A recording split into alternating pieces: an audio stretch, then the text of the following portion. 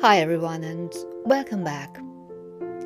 In this lesson, I want to share a real experience, this time from my teaching career. A moment where I failed to recognize trauma-related behaviors. And honestly, it taught me one of the most important lessons of my professional journey. A few years ago, I was teaching a secondary school class, and the student, let's call him James. So, James had recently joined us after experiencing difficulties in his previous school. At first, I noticed that during group activities he would completely withdraw. Sometimes he refused to participate. Other times he responded defensively when classmates tried including him. And if I'm honest, at the time, I misunderstood his behavior. I thought he was being difficult, unmotivated, disruptive, or simply unwilling to engage. So I responded with more structure, more pressure, and firmer expectations. I believed discipline would solve the problem, but instead, the classroom atmosphere became more tense. James became even quieter, more withdrawn, more defensive. And the more I pushed, the more disconnected he became.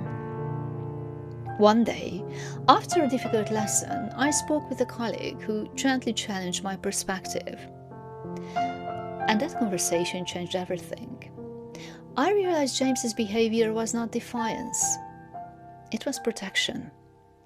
His withdrawal and defensiveness were trauma-related survival responses, shaped by previous experiences where trust, participation, or vulnerability may not have felt emotionally safe.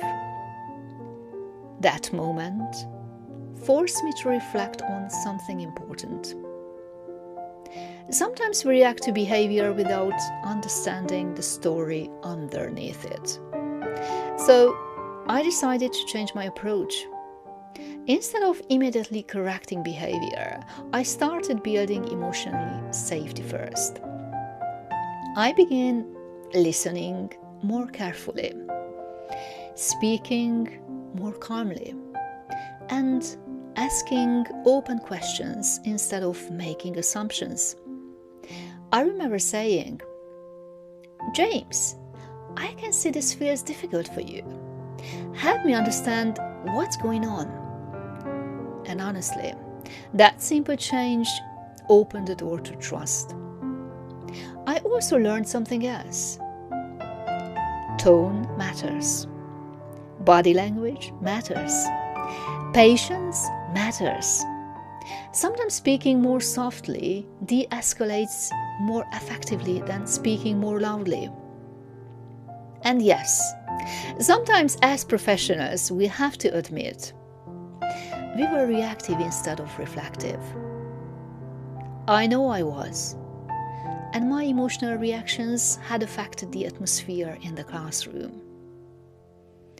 Over time, James slowly became more engaged, not because I became stricter, but because he began feeling safer. And that experience taught me lessons I still carry into my work today.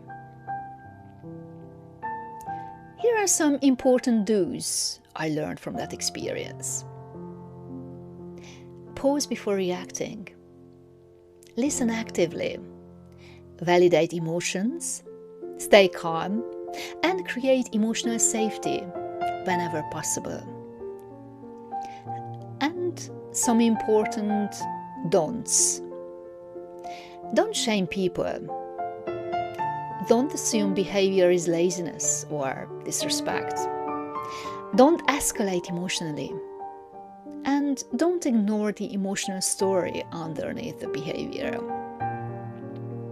As Carl Rogers once said, the curious paradox is that when I accept myself just as I am, then I can change.